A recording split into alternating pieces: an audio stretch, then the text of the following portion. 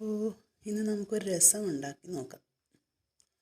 ആ രസത്തിന് ആവശ്യമുള്ള സാധനങ്ങൾ വെളുത്തുള്ളി, കുരുമുളക്, ജീരകം, ഇത് മൂന്നും ചതച്ചെടുക്കണം. പിന്നെ അപ്പോൾ അതുപോലെ തന്നെ ഞാൻ കായത്തിൻ്റെ പൊടി എടുത്തിട്ടില്ല, കട്ടക്കായമാണ് എടുത്തിട്ടുള്ളത്.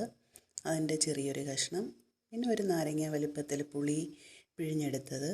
പിന്നെ ഞാൻ തക്കാളി രസമാണ് ഉണ്ടാക്കുന്നത്, അതുകൊണ്ട് 3 തക്കാളി എടുത്തിട്ടുണ്ട്. പിന്നെ നല്ല ഫ്രഷായിട്ടുള്ള മല്ലിയില ഇന്ന് രാവിലെ കിട്ടി. ശരിക്കും അതുകൊണ്ടാണ് രസം ഉണ്ടാക്കാമെന്ന് തന്നെ വിചാരിച്ചത്. അപ്പോൾ ആദ്യം നമുക്ക് പുളി പിഴിഞ്ഞ് അത് ചൂടാകാൻ വയ്ക്കുമ്പോൾ എന്നിട്ട് അതിലേക്ക് തക്കാളി അരിഞ്ഞിട്ട് കൊടുക്കണം. തക്കാളി അരിഞ്ഞതിൻ്റെ കൂടെ തന്നെ ബാക്കി ചേരുവകളെല്ലാം ചേർക്കാം. ഞാനിവിടെ രസത്തിൻ്റെ പൊടിയൊന്നും ചേർക്കുന്നില്ല, പകരം 1 സ്പൂൺ മുളക് പൊടി, 3 സ്പൂൺ മഞ്ഞൾപ്പൊടി, 1/4 ടീസ്പൂൺ മഞ്ഞൾപ്പൊടി, 1/4 ടീസ്പൂൺ ഉലുവപ്പൊടി, ഇത്രയും പൊടിയാണ് ഞാൻ ചേർക്കുന്നത്.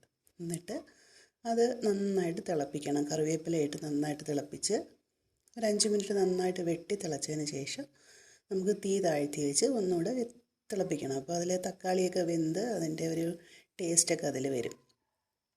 അതിന് ശേഷം എന്താ ചെയ്യേണ്ടതെന്ന് വെച്ചാൽ നമുക്ക് കടുക് വറുക്കണം. സാധാരണ കറിക്കൊക്കെ കടുക് വറുക്കുന്ന പോലെ തന്നെ വറ്റൽമുളകിട്ട് കടുക് വറുക്കുക.